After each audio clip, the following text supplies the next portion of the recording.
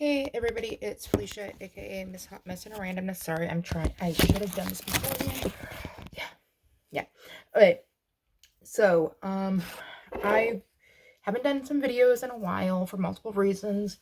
Primarily, the biggest reason why I haven't done videos is because my depression has kind of just been in my head for multiple reasons.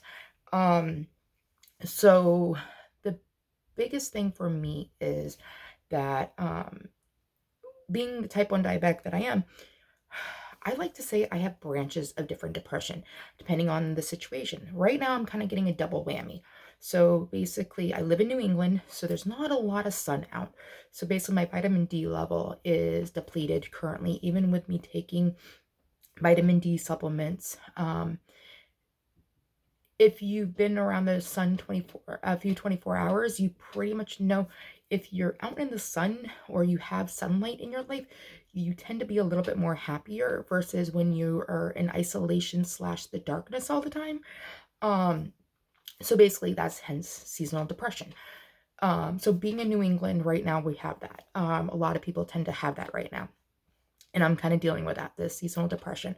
Then there's the diabetes depression, where the fact is that I'm just fucking exhausted. I'm exhausted doing the shit I'm supposed to do on a daily goddamn basis. I was just talking to my partner, who's also a diabetic. His situation's a little bit more than mine is. Oh, Rev decided to get into my underwear drawer, and I was like, what's the noise? So if I stand like this, you might see him pop out at some point. But so we'll just kind of stand like this. So basically, my partner, he has his own health issues. He's type 1 diabetic, but he's also on the kidney and pancreas transplant list. So his diabetes has done a little bit more of a number to him than mine has.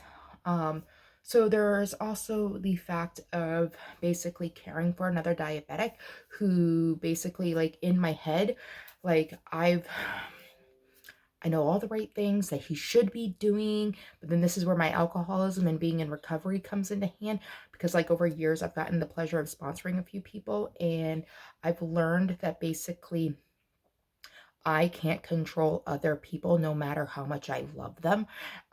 Basically I can give people suggestions up the wazoo, but just like when someone else gives me a suggestion, basically, like, will I follow it or not? I swear he's gonna come out any second. Um, oh no, he's in completely another drawer. Hold on a second.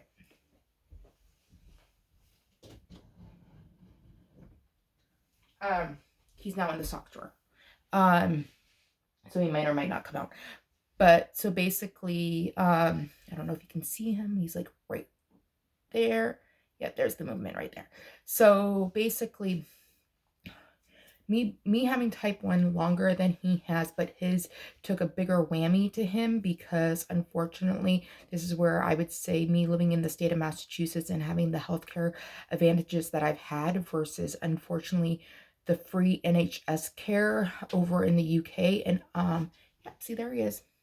He likes just to crawl through. Yeah, so we're gonna close him back up again. um so basically, so this is just in my short time of actually being able to experience the NHS or see like their situations and everything like that. Like, there's pros and cons to everything. Like, technically, when and if his call goes through for his kidney and pancreas, technically he doesn't have to pay for it.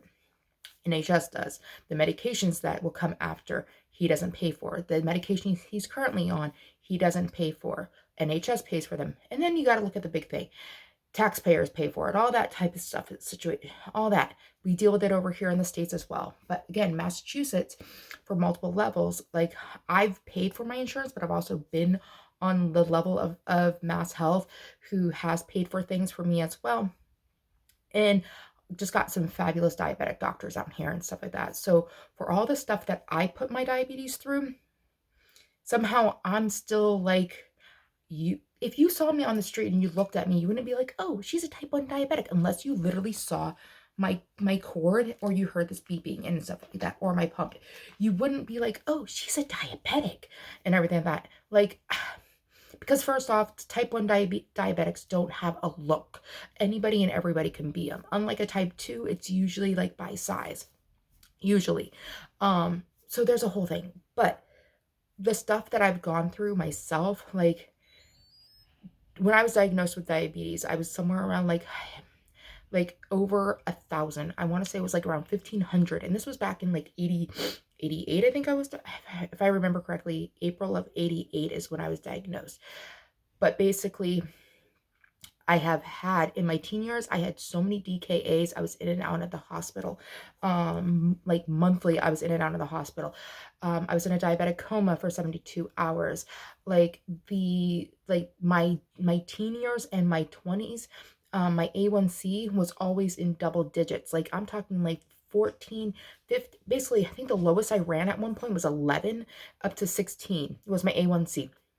And then over time, like currently now, mainly because of this pump, I'm at the lowest A1C I've ever had. 30 something years into my diabetes, I'm not in the mood to do the full math, especially since I have like 60 seconds left till my recording time. So basically, like, I should not like be functioning the way I am. But I still go through diabetic depression, being like, why do I have to do this? Like, why can't I just basically give up? Blah, blah, blah. Why do I have to be on my pump? Why do I got to do this? Why do I got to do that? Positive side of caring and loving my partner and watching him, sadly to say, is it reminds me why I need to do it so I don't end up in that situation. Then I try to tell him where I'm at and all of that. He's a stubborn person just like I am, and he wants to do his. So there's a whole bunch of stress. So that is why I've been off. So yeah. The life bullshit. So that's all, guys. Thanks. You know the drill. Like, subscribe, share, comment.